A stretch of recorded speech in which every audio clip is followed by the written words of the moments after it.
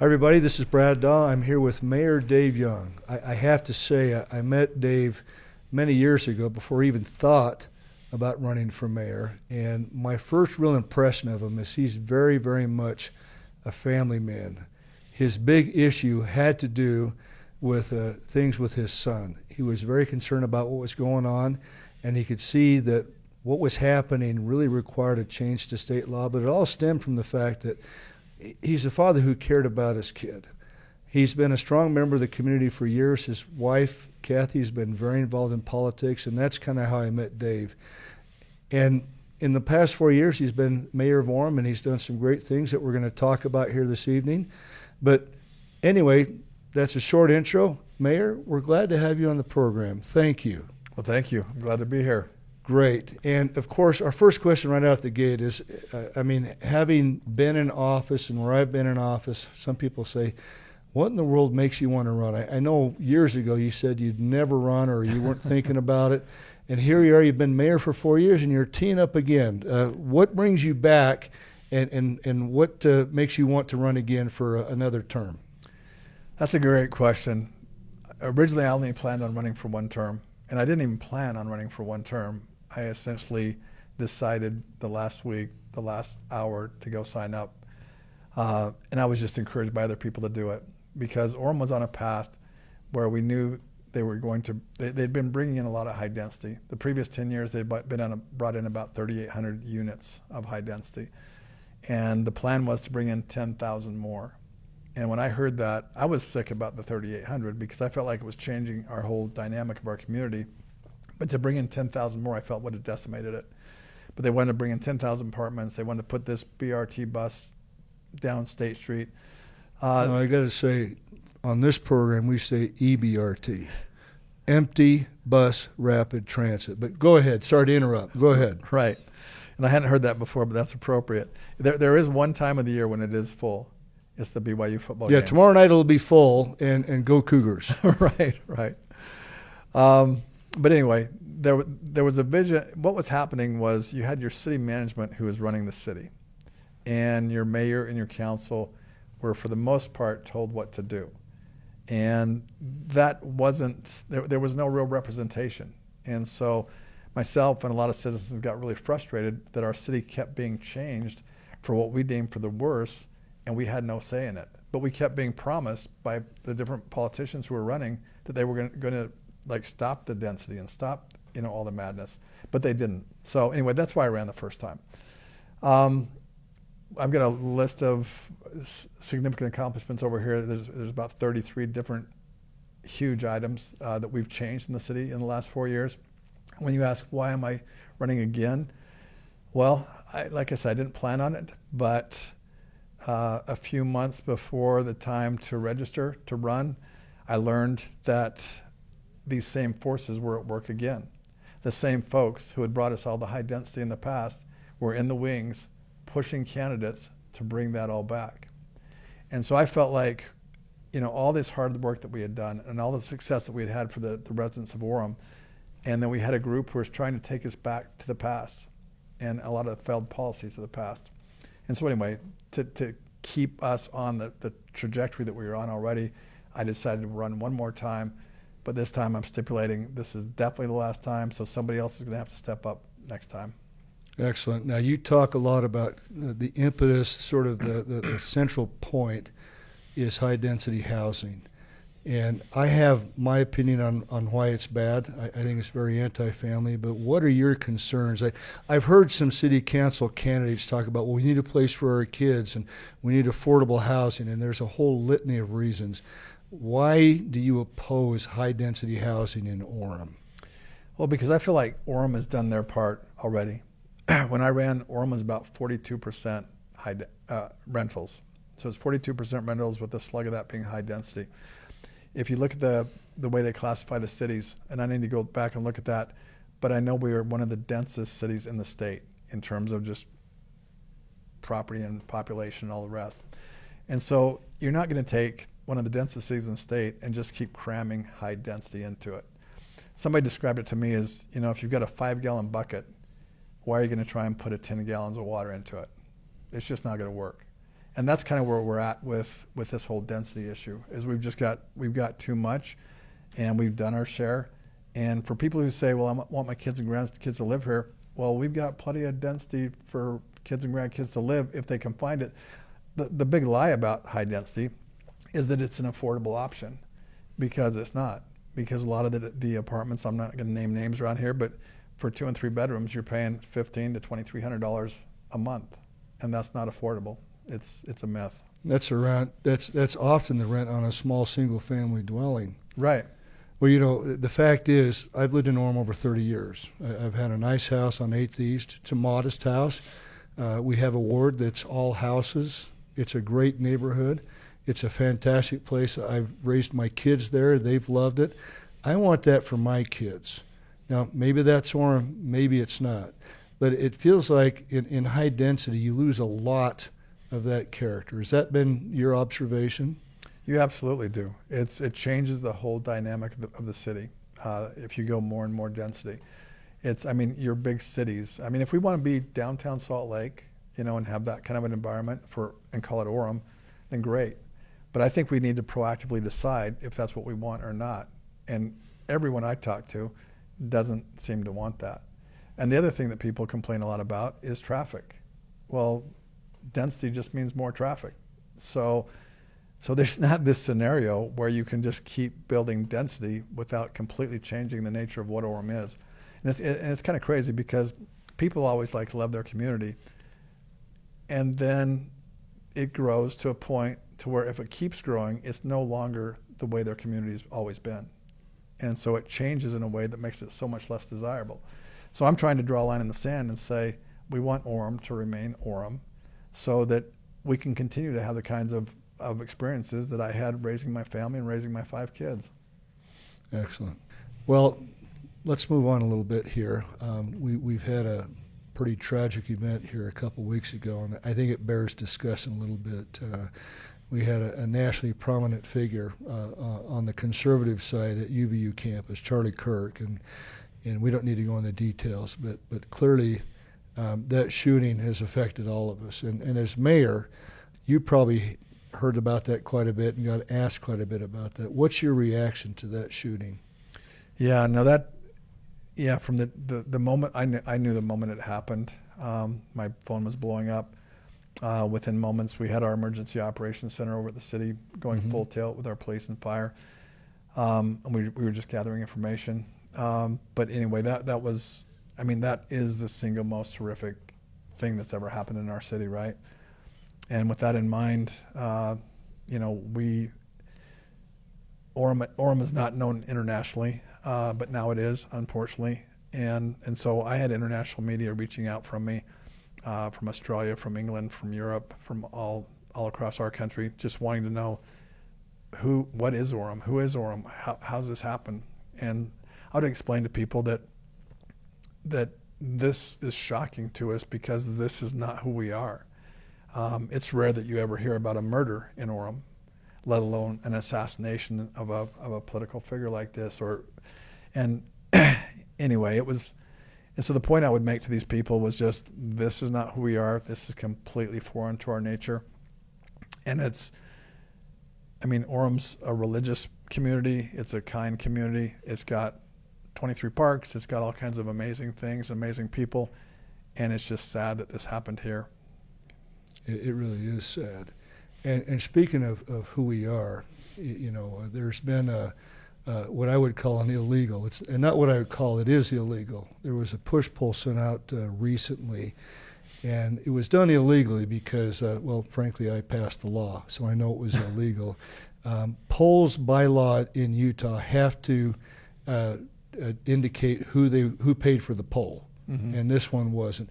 And this was a push-pull because it would ask leading questions trying to get you to, in other words, not trying to get your opinion, but trying to pressure it a certain way. And one of the questions on there, which I won't give you word for word, had to do with a lawsuit against you or your son down in Alabama. The poll made it sound pretty bad, but I'm assuming there's another side to that story. Yeah, there's very much another side of that story. That's my opponent's favorite topic. It has nothing to do with Orem.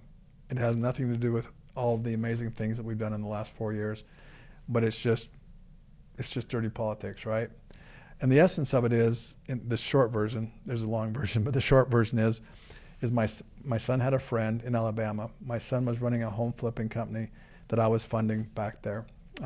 That home flipping company flipped 60 homes over 4 years. So it was very active, very profitable company. He had a neighbor who was a friend of his, and it was an older guy. The older guy came to him and asked him if he would let him invest in flipping some homes outside of my company, which was called Torch 13. And so my son and him made a private deal, which was the guy would give him $200,000. He would take that $200,000 and start investing it in flipping homes, just as a side deal that had nothing to do with me. I did not even know this loan existed. Mm-hmm. And my company had nothing to do with it. So anyway, long story made short, my son paid back about $60,000 on the loan, so he owed $140,000. Oh, plus some interest, I assume. Yeah, plus some interest. Yeah. But there was $140,000 on the principal that was left. And so I get a call from this friend of his. Well, fast forward. So my son goes through a nasty divorce. And as going through the divorce, he stops making the payments to the guy. Again, I didn't know the loan existed. And so in the process of making these payments, they stop. And so then the guy reaches out to me. And I'd met the guy one time in Alabama when I went back there. But he reaches out to me and he says, hey, your son's not paying this loan back. Would you be willing to pay it for him? And I said, I barely know you, and I didn't know anything about this loan you had with my son. If you would have asked me, I would have told you not to do a loan outside. Anyway, and so I just said no. And so next thing I know, I got served a lawsuit, and the lawsuit was against my son, and it was against my company, Torch 13, and it was against me. So I called up an attorney. The attorney said, this is a completely frivolous lawsuit. We see this all the time. People just throw these out to try and get money from wherever they can. And so I said, okay, fine, deal with it. And then he wound up trying to get it dismissed. It turned into a trial situation. So I had to go back to this trial in Alabama. It was a 2-day thing, a day and a half. And it was in front of a judge. Anyway, again, long story made short, I went back there. It was about as kangaroo court as you can get. The judge seemed to care more about whether or not you were vaccinated than what the law was. I mean, that was an issue he made in the court. And so we go through this whole thing. I can tell this is not legit. I'm being ramrodded through this thing. It's just being made up as far as I could tell. And on the second day, I realized that there was no recording happening. I thought this person who was the transcriber or whatever, sitting out the side, I thought they were doing the transcript. Well, they weren't there the second day, and so I asked my attorney, I said, who's doing the transcript? He said, oh, nobody. And then I found out that there was no transcript of this trial, right? And if you don't, what was going through my head, if you don't have a transcript, now the judge can do whatever he wants, because there's no way to appeal. There's no second look at this. This is just a cute little thing that they do in the South sometimes. That they don't do this in Utah. I mean, every single thing is either recorded or transcribed on the legal side. Almost every other state's the same. Anyway, so there's no transcript. So that made me really nervous. And then as we get to the end, the judge decrees that he was going to find my son owing the guy this $140,000. But then he put the $140,000 onto my company that had nothing to do with it, Torch 13, and then he put this $140,000 onto me that had nothing to do with it, which was even more bizarre. And that would have been, one thing, but with the no transcript program, he then takes the $140,000 and he does. And I'm a math guy, so I understand how numbers work. But somehow he magically takes $140,000 to $350,000, and at that point I'm going, are you kidding me? Oh, but then he does double punitive damages. There's really no such thing as punitive damages on a loan. Mm-hmm. It's for all kinds of other legal things. He does double punitive damages. So he goes from $350,000 to $1 million. So now all of a sudden, my son, the company, and myself owe $1 million for this $140,000 loan. And we can't. And I actually did try to appeal it because my attorney said it was so outrageous that I should, even though there's no transcript. But after a year of messing around with this, the appeals court came back and said, no, you can't really. There's nothing we can do because there's no record. So, and I think that goes to, I think it's a South thing, not to be categorizing, but I think back in the day, if you wanted to just like pull somebody off the street, throw them in court, do whatever you wanted to them, if you don't have a transcript, you can, because they have no way to fight back. So anyway, I can tell you, the legislature in Utah would not put up with that for 1 second. We have court recorders. That's so outside the bounds of good law. I cannot believe that. And you're on the hook for having done exactly nothing wrong. Yeah, no, I was, and the only recompense I got out of Alabama was afterwards. I did file a malpractice lawsuit against my attorney, because I can't say things on this podcast about what I think was going on, but I filed a malpractice lawsuit, and then I won. And so it's a confidential settlement that I'm not allowed to say the amount. Sure. But it was a very good settlement that helped ease the pain of this whole mess. Well, the fact is, and not delving into too hard, but I would imagine that malpractice lawsuits against attorneys are rare, and you better have your ducks in a row if you're going to file. And the fact that you won really says quite a bit about the quality of the case. Right. The fact that I won in Alabama as an out-of-state person, right, says a whole lot about the case. With an attorney that's licensed in Alabama. Right. So basically you came in and beat the hometown team. Right. Okay. Well, I appreciate that explanation.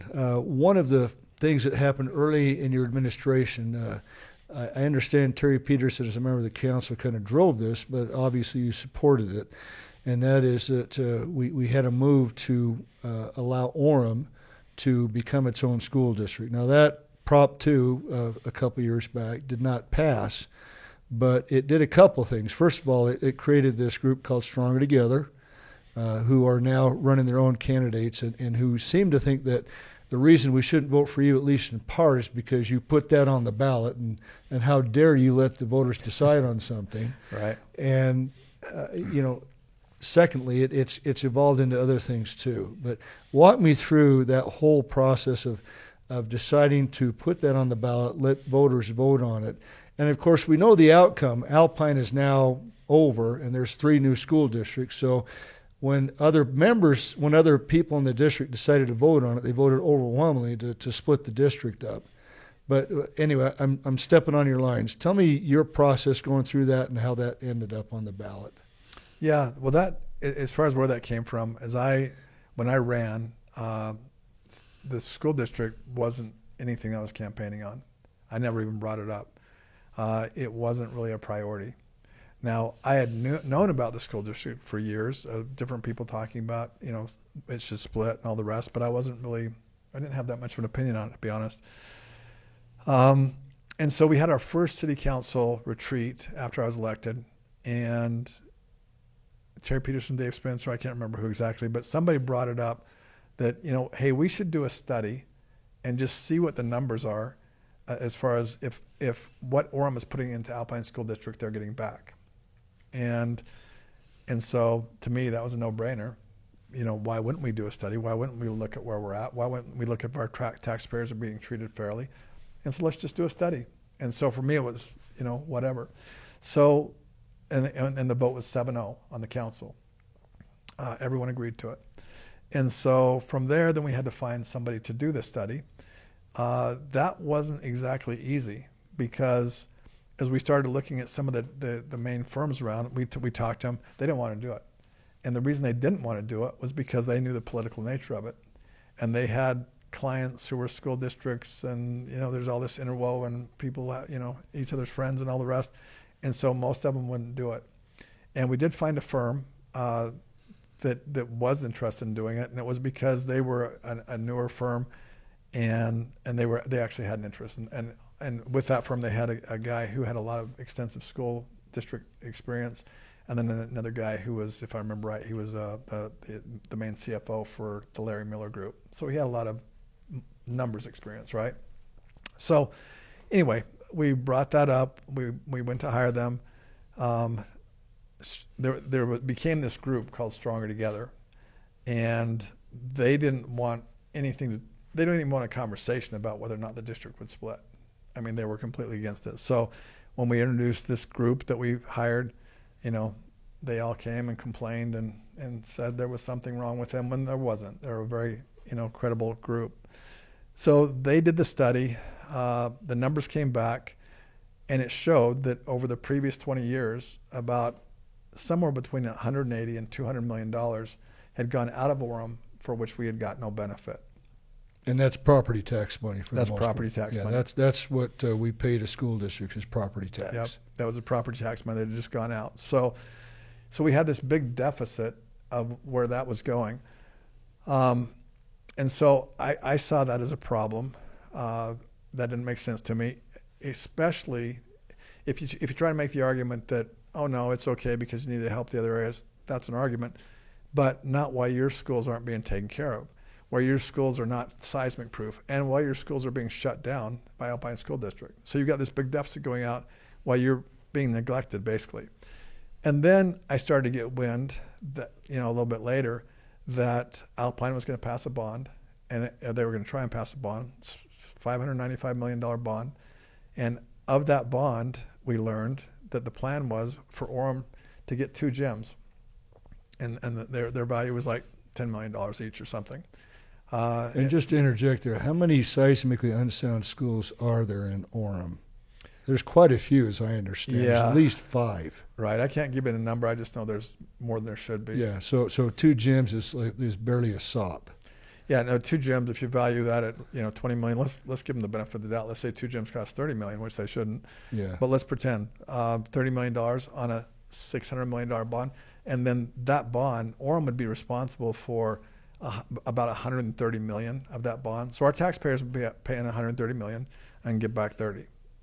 And so to me, when I saw that, when I just saw the numbers, I thought, this is insanity. Why would we go along with this? And so then we decided, why don't we let the residents know the results of this study and let them decide what they want to do. It seems rational to me. So that's why we have a voting process. Mm-hmm. And then also, we had to do it as Orem only just because of the way the laws were written and the way it all worked. But and sorry about that. I was in the legislature when that was voted on, but anyway, go ahead. Yes, we had to do it as Orem only, but I had talked to the legislators, the mayor, not the city council, but the mayors over Vineyard and Linden, and both of them said if we were able to pass it, their cities would join in. Mm-hmm. So there was a plan for Orem to make it happen, and then for the other 2 cities that came in. Now the opposition put out that was not the case. Well, that was another of the dozens of untruths. That's a nice word for lie. Right. So anyway, that was the essence of it. Was essentially I put it out there. I'll always say that this whole school district thing proves I am not a politician, because no politician would ever go down the path that I went just to try and get the truth out. I hear you and I understand. I also understand the Utah Taxpayers Association weighed in on that particular study and said that it was valid, and in fact that Orem could pull off being its own school district by itself without having to raise taxes. No, that's absolutely true. I mean, Orem is the most solid, of the cities down here. I mean, Linden's solid too, but as far as Orem could have totally done it by themselves if they wanted to.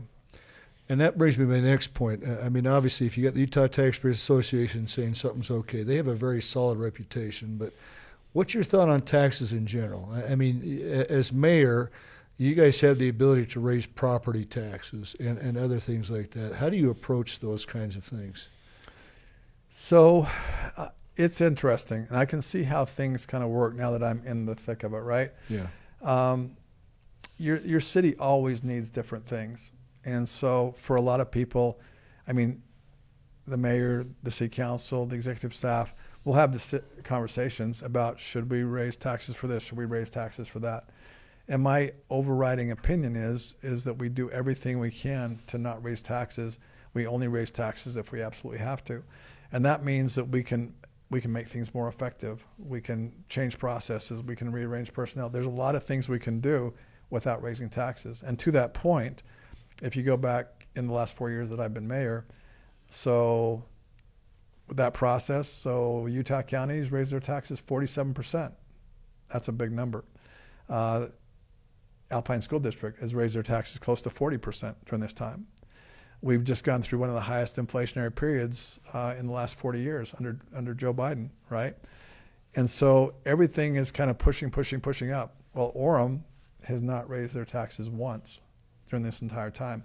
We've been able to rearrange things and be more effective. There's an example of this would be the Chamber of Commerce.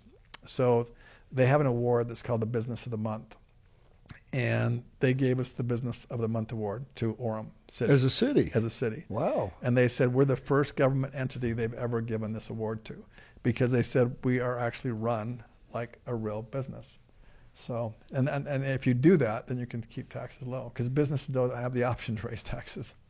Now, clearly along those lines, there are some things that are worth paying for. I mean, everybody wants safety. Everybody wants a good police force, fire department, safe roads.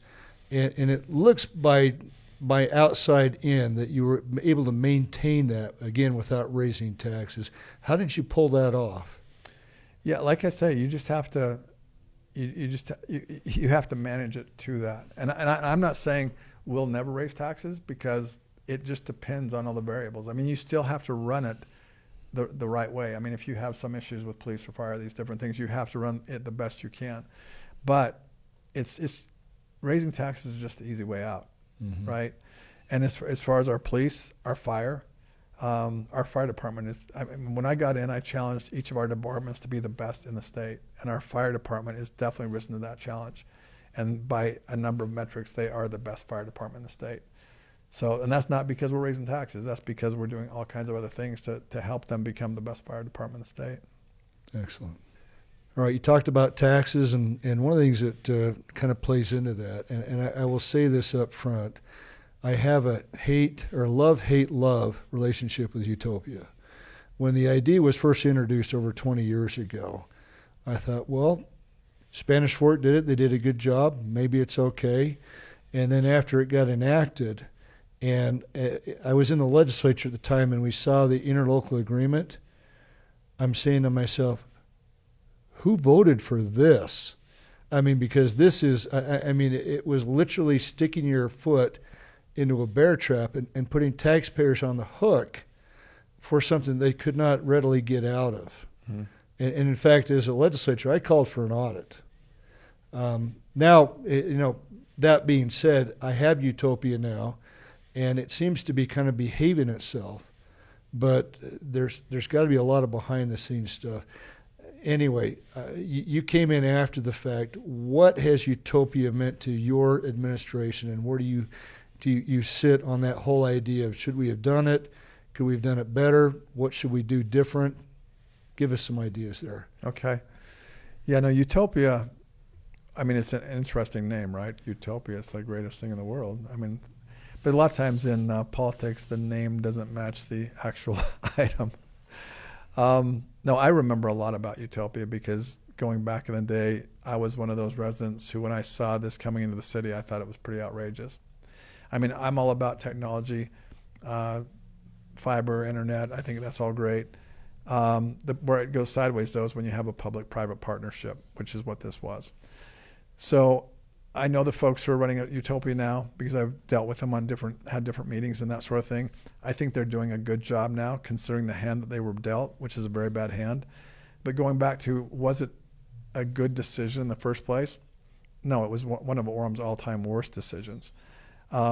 Essentially, they invested, Orem and other cities invested close to $200 million. And within a few years, that $200 million was worth $50 million. So a 75% loss. So that's how it started out.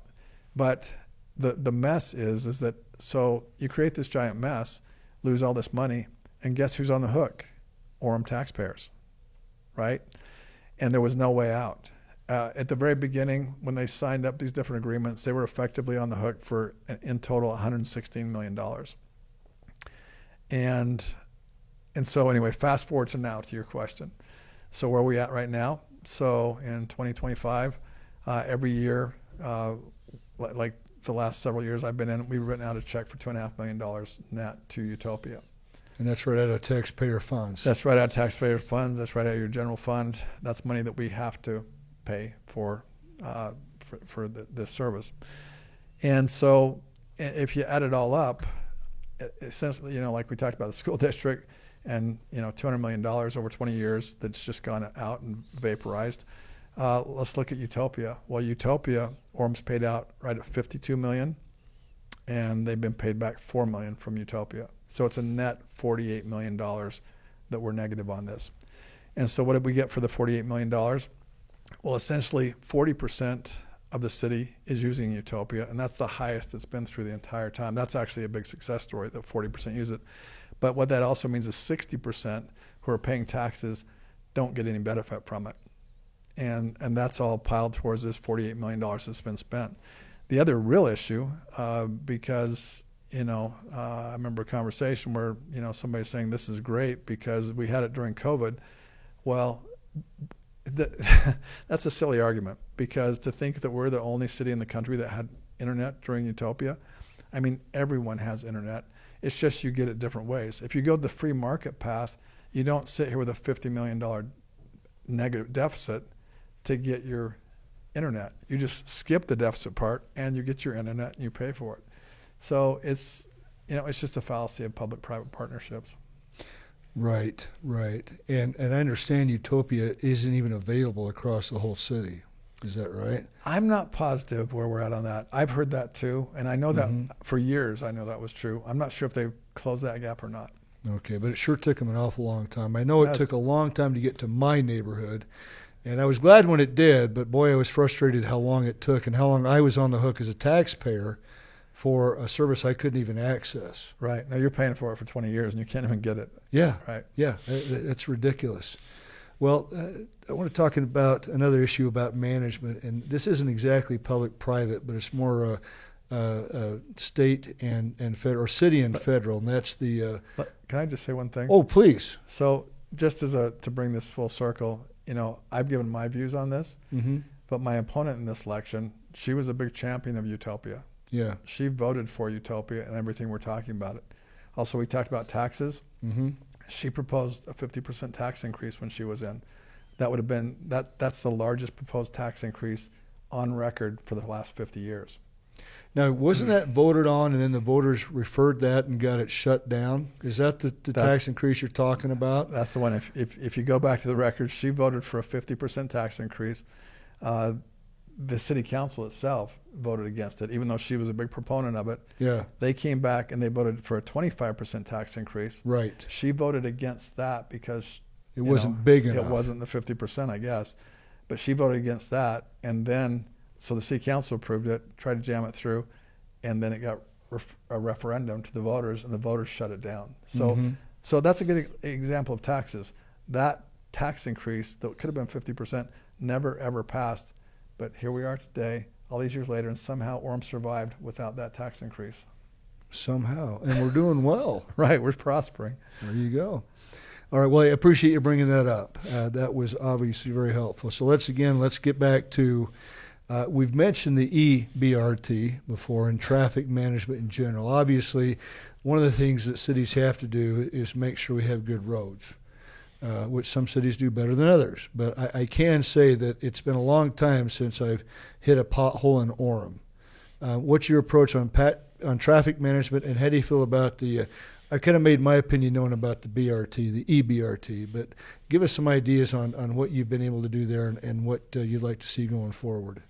Yeah, so the BRT is, they actually, it had such a bad reputation they changed the name to UVX, right? Oh, that's right. So they rebranded it. It's kind of like the post office. They used to have an issue with people being upset standing in lines, and so they just took out all the clocks. Oh, So this is the whole idea. If it doesn't work, you change the way it looks. So they'll tint the window so you can't see that the buses are empty. They haven't done that yet, but it's coming, right? Yeah. Well, actually, yeah. I'm not even going to say. Yeah. But yeah, as far as BRT, UVX now, the plan was to bring that down State Street, and that was actually a big issue in the last election with my opponent. He wanted to bring it down State Street. I was completely against it. And that turned out to be a really good decision to be against it. It doesn't make any sense in the first place to essentially create more congestion, take out 2 lanes on an already finite amount of space on State Street, mess those businesses up for 2 or 3 years. That whole thing doesn't make any sense, but now it even makes less sense because the legislature, I don't know if you know this, but once they got the BRT going down the different paths they sent it, they added a law called station area plans. And with the station area plans, they deemed that at every bus stop on this thing, for a quarter mile around that bus stop, a quarter mile circle, you have to have high density.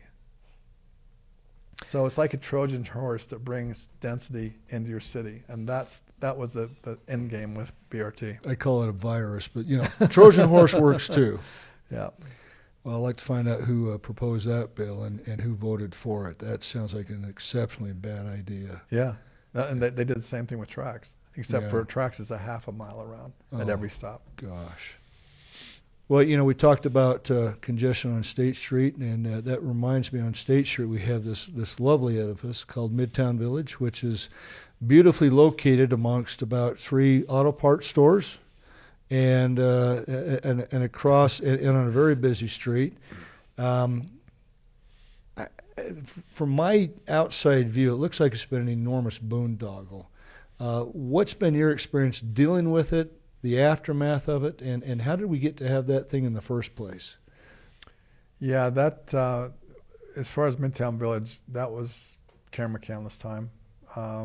She was on the city council when they approved that, and they not only approved it, they did a mini public-private partnership with it, in that they voted to approve the parking garage, and essentially have they did a deal where the city could be on the hook for up to $7 million for the financing the parking garage.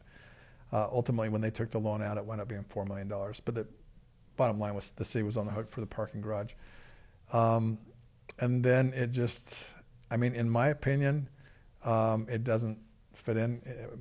It's just off of our neighborhood, and it's called the Great and Spacious Building, is what people reference it as. It's 7 stories, and I think it's functioning fine now, just to be nice and be a good neighbor. But was it a good decision in the beginning? No, it made no sense from a zoning perspective. And then I don't know how many times. I think it changed hands at least 4 times. I know it went bankrupt and it sat empty for, I've heard, anywhere from 7 to 10 years. I'm not sure what the number is, but it was a long time. Sat empty was a big eyesore right there on State Street for everybody to see for a long time. Right. And it's been used as an example of poor decisions by Orem City in the past. Well, I think that goes to it right there. And clearly, if something like that came up in the future, you'd say, you guys want it, you're going to pay for it, and it's going to make sense zoning-wise. Yeah, no, we actually, we push back all the time. And that's the difficult thing with your mayor and city council. If they're just decorative, they pretty much go along. Every developer that shows up, they just say yes. Mm-hmm. And that's how we got 4,000 rentals in the previous 10 years before I was elected, was they just kept going along with things. And the way it should work is you should have a mayor and city council that are trying to protect the community and its values and just its feel, just what it is. You've got a mayor and city council that are protecting that. And you've got developers that come in that want to do different things, especially when it comes to residential, and they want to push their agenda. And it's a free market, it's capitalism, that's great. But if your mayor and city council just lay down, then the developers will put in the most density they possibly can. For example, up on Canyon Park, I don't know if you saw that, where those buildings came down. Mm-hmm. Did you see that over there? I haven't, but I know what you're talking about. Okay, so they have the Canyon Park. Used to be the old Word Perfect. Yeah. Now it's called Canyon Park. Yeah, I worked there for a few times. Okay, So they decided to take down I believe it's 4 buildings, 3 or 4, and they wanted to put, residential in there. Well, the first off the books conversation we had was we were told that they need to put 350 units in there, and we came back and said that's a no-go, that's a non-starter. And so then they came back and said, well, we want to put 250 units in there. And we said, no, that's a no-go. And at that point in time, they said, well, it doesn't pencil. It won't work. We're not going to be able to develop this. We'll have to walk away. And so we said no. And so then it came back a third time, and it was 128 units, if I remember right.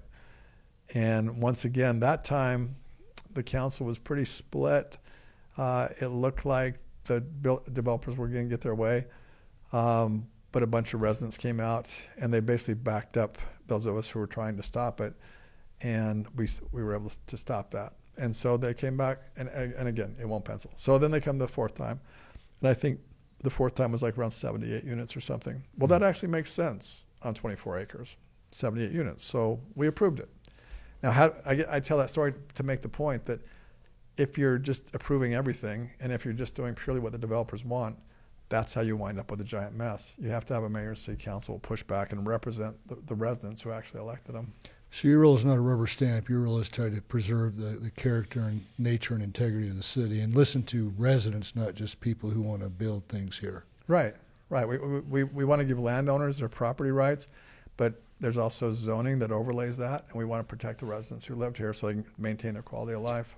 And speaking about that, I see Orem City now has a brand new city center. Mm-hmm. And I've heard competing theories about that. Again, back to that illegal push-pull I was talking about earlier. That was the other piece on it, was somehow you're claiming credit for that city center, and other people are saying that actually you don't deserve any credit for it. Tell us how that city center came about and just how much taxpayer money was used in it.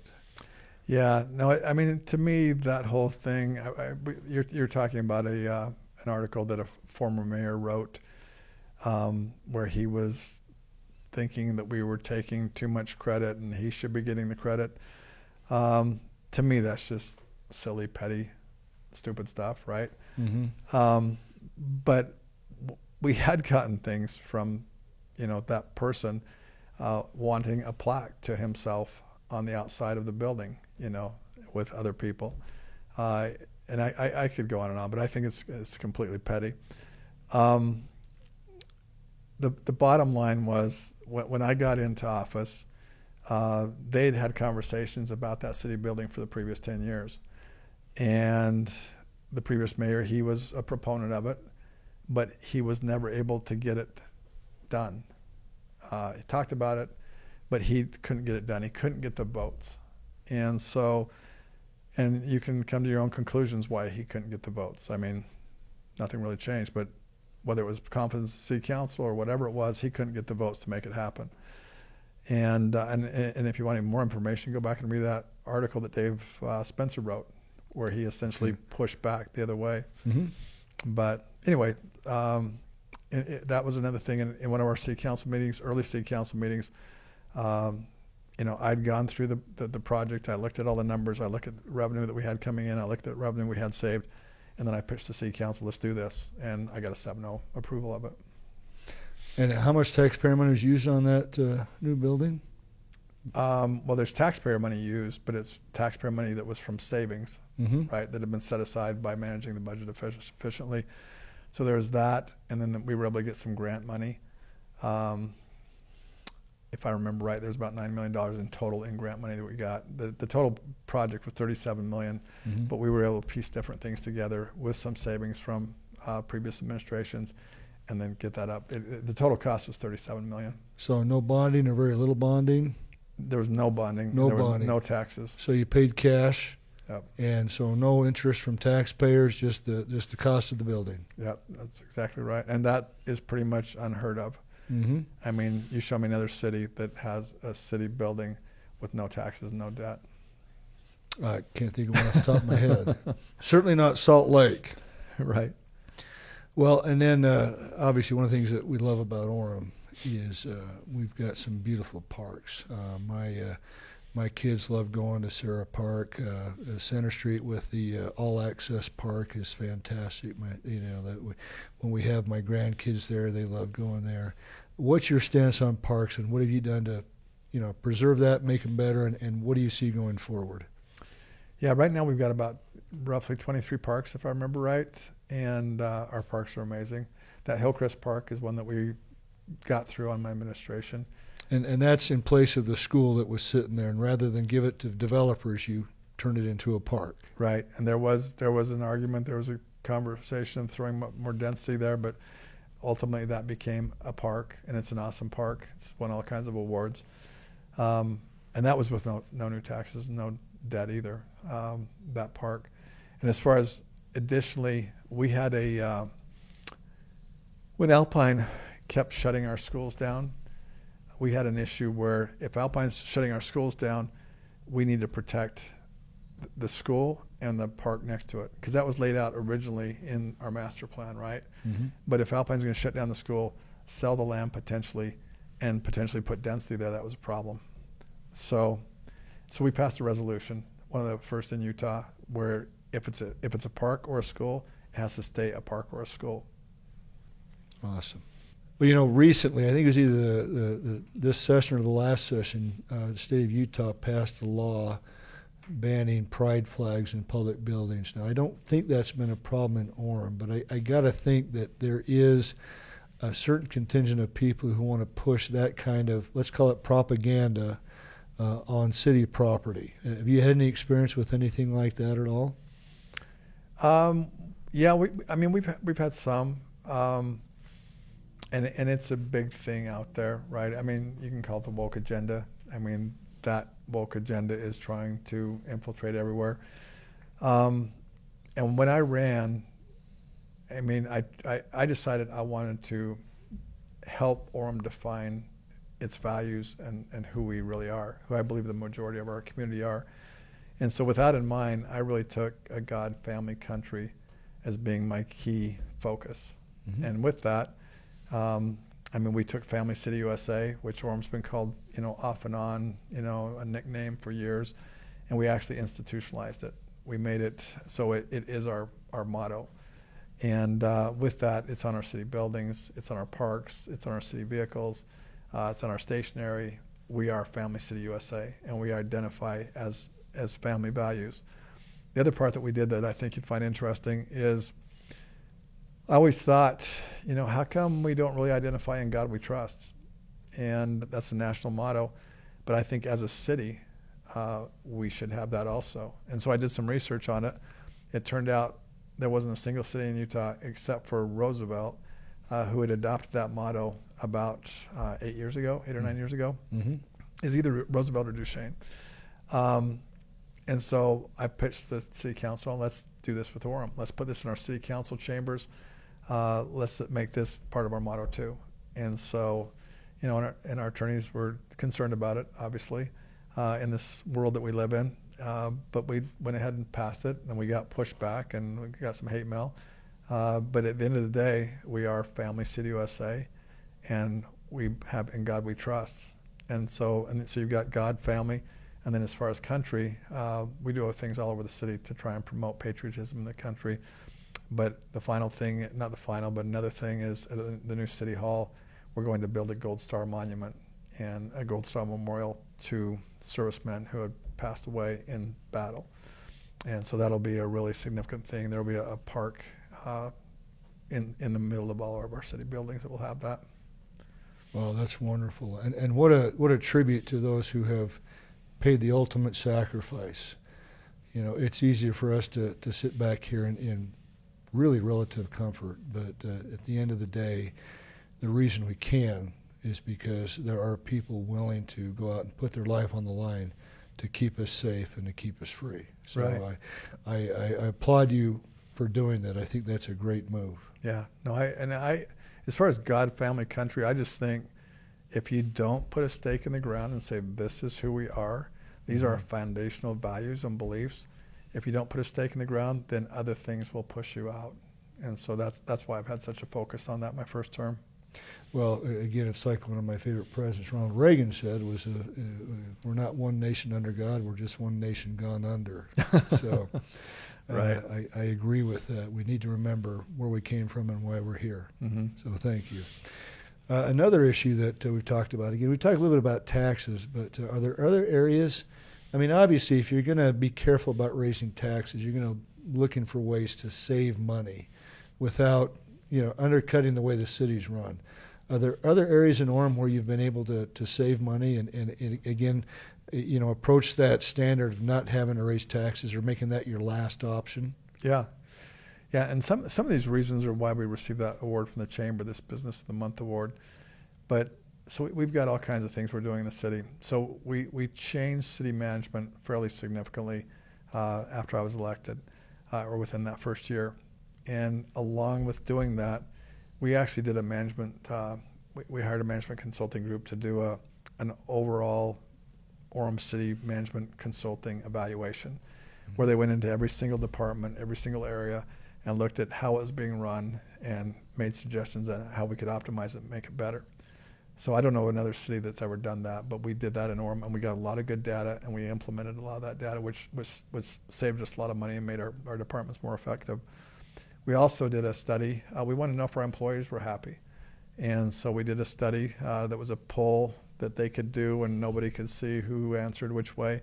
And overwhelmingly, all of our employees were very, very positive about the direction of Orem, the leadership of Orem, and their role in it. Because we saw a lot of people who, when we rearranged things, we saw a lot of our younger people who were able to rise up and really excel and use their talents to their full potential. So, those two studies were a big deal. We actually formed another thing that I don't think anyone's got. It's a strategy and innovation team. And that strategy and innovation team, their role is to gather input from all the different departments and constantly to be doing research on how to optimize things. And through that group, in that first year that we put them in place, we saved $1.1 million taxpayer money, just by running that. We also hired, as part of that team, we hired a full-time grant writer. And so that grant writer has brought in millions of dollars into Orem City, which is another way that we're able to keep taxes flat. We've done, we put together a transparency portal that tells you everything you can ever imagine about Orem as far as our finances, voting records. There was just so much information that was just somebody's opinion that I wanted absolute data. And so this transparency portal is unreal. We put together a contact app. People would complain because they'd reach out to the city about, I think you could do this better on this road, or I think you need to fix this here. And they'd call in the city, and it would go into the vapor, was the complaint. And so we put together this contact process where they can go on the city website, they can make any recommendation they want, and that recommendation will go to the person over that department. That person over the department is responsible to give it to somebody on his department, but then also it has to be followed back, and then that person has to be answered. So there's a complete accountability on requests from residents and then being answered back. So all these things have just made, I've talked to different people in the city, some that have been there as long as 30 years, and they say that from their perspective, the city is in the best place it's been in 30 years. Wow. That's amazing. And so people can go on the website, they can look for just about anything they want and know exactly what Orem's budget is and where it's going. Mm-hmm. And of course, I'm sure the oppositions look through that and find all kinds of waste and fraud and abuse, haven't they? They actually haven't. But they seem to find frivolous lawsuits and bring that up instead. Yeah, that's the most important thing to Orem residents. Right. There you go. All right. Well, just a couple rapid-fire questions as we get close to wrapping up here. What's something that nobody knows about you that they maybe ought to? I don't know if it matters or not. As a kid, I grew up in 12 different places by the time I was 12. That's significant. My dad was in the military. Oh, so okay. I would have guessed military by that. Yeah. Yeah. So some people would say I'm very unbalanced psychologically because I lived in all these different places. Other people would say I could adapt to anything. Mm-hmm. So, yeah. And then I'm a serious hunter. Mm-hmm. I've taken a world record mountain goat and a world record elk. I've spent Wow. probably over 1,000 nights in the backcountry. Most people wouldn't know that. Impressive. Now, how long have you lived in Orem? 35 years. 35 years. Mm-hmm. In the same house? Same house. That's how I wound up running for mayor. Was I had tried to. I like change, and so I had pitched my wife on moving. About every 10 years. Every 10 years she said no. So every 10 years we'd remodel our house. And this last time, we were there 33 years or 32 years, and that's when I came to her and I said, okay. And this is after they'd thrown up all the high density and the traffic was becoming a mess. I said, okay, are we going to die in this house? And she said, yeah, we're going to die in this house. So I just said, if we're dying in this house, I'm going to run for mayor and I'm going to fix this stuff. Sounds like you're a good and loyal husband there. All right. And, of course, the most emotional question for me, what's your favorite band? Oh. And it's not really band. I'm if I said ones I like the best, I'm kind of old school, so it'd be I like Michael Jackson music. Michael Jackson. I like Whitney Houston. I like Celine Dion. So you're more of a pop kind of guy, or at least that's where you're going right now. Is more your pop music. Yeah, I mean back in the day, I liked Boston and. Okay, so you are redeemable then. You like Boston. That means there's something good about it. I like REO Speedwagon. Okay, there you go. Okay, all right. I was worried about you. Led for Zeppelin. I feel better. Well, Led Zeppelin. Okay, all right. Yeah. Stairway to Heaven. Yeah. All right. Well, that's taste. All right. One more rapid fire question. What are some things that people don't know about you? Yeah, as far as one is I was a professional magician.